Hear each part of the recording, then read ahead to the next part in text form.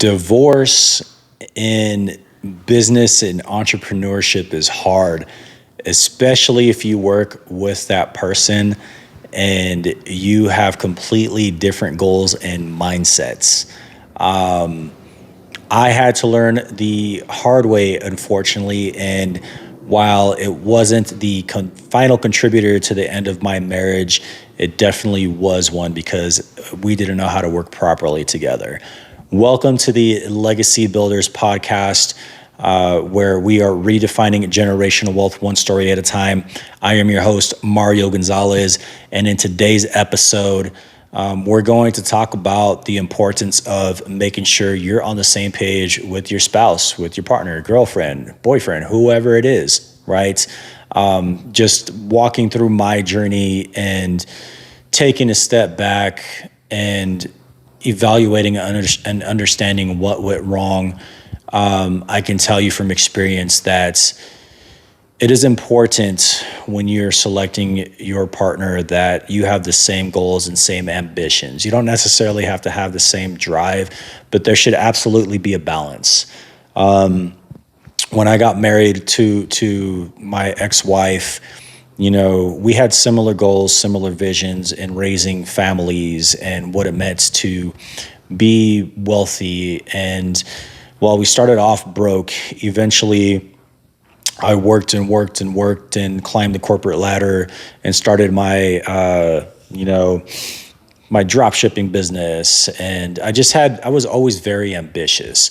I would have a vision board for when we wanted to buy our first house, and she would always believe in me, right? Like she didn't have the same mindset that I had where I could like piece puzzles together and all that.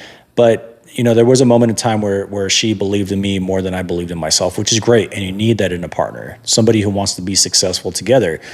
But as we started having kids and I really started developing myself as a salesperson and believing that there was something out there bigger than myself, I noticed that while we both wanted the same things, I was the one that would go out of my way to make sure that we got them, okay?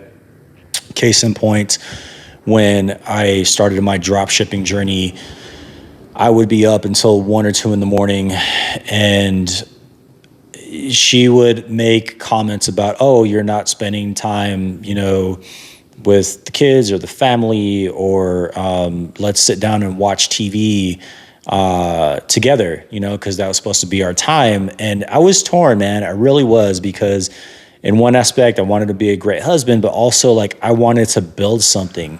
I was tired of living in the rat race and working my 9 to 5 in the corporate world. And I was like, hey, this is important. I'm not just doing it for me. Part of it was absolutely 100% for me, to prove that I could do it, because I was always a person that would, start something and stop and not follow through. And so this was a challenge to myself. But I also wanted us to be, take trips and do whatever we wanted to do. And I knew that I was going to have to sacrifice time somewhere. And I feel like for her, it was just the next thing that I was trying. When I got that feeling that it was a scoff and it wasn't necessarily, I believe in you. It's just like, oh, Mario's just going to try the next thing. I wanted to not only prove it to myself, but prove her wrong and prove other people wrong, because I'm sure I have family around there that kind of thought the same thing. Oh, Mario's trying the next thing. So it wasn't until I started making some money from that dropshipping business where she kind of shifted, and she at least tried to get in the program, right? Like we would look at building websites together and what products did she want to sell, what store did she want to have, Fast forward, we make the decision to move from Austin, Texas to Boise, Idaho to get into the dog training business. And we are in the trenches together. We're both training dogs. I'm doing a majority of the business operations and sales and marketing and putting vendors together. And she would train the dogs. And it didn't really feel like a partnership to me at that time. because I felt like I was doing a majority of the work.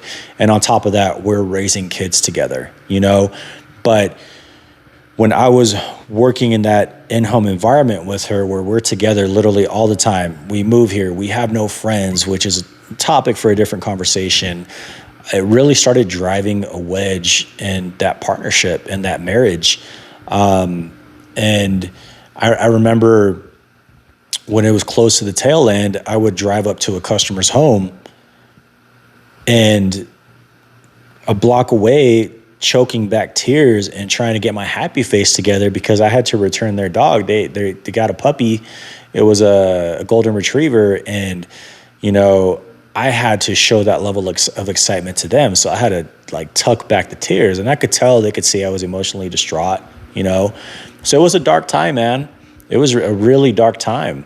And then trying to navigate after, post-marriage and still working in the business together and then figuring out what the heck you're going to do because both of you eat out of that business.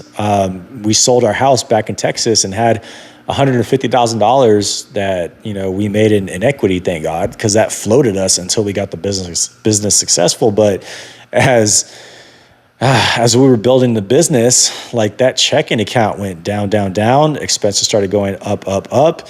And there was a point where I was like, dang, I don't know if we can do this. So anyways, choosing a partner early on that aligns with your goals is a really, really big deal.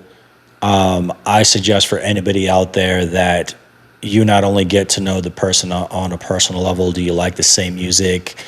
What commonalities do you have, but also core values are freaking huge.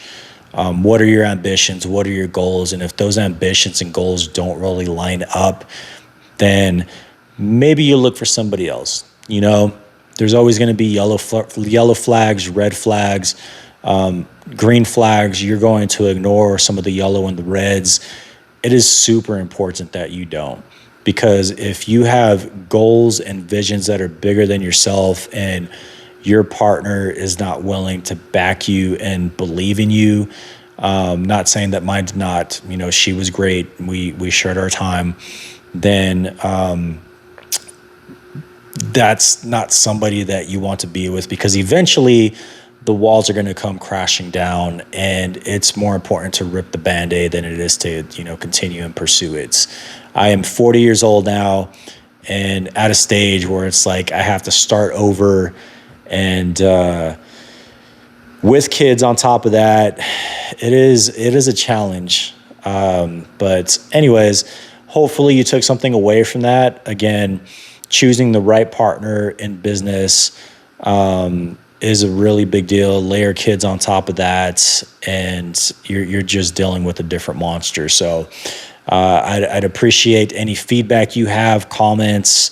If something touched you in an emotional way, I love to hear from folks. So thanks for listening to the Legacy Builders podcast. We will see you in the next episode.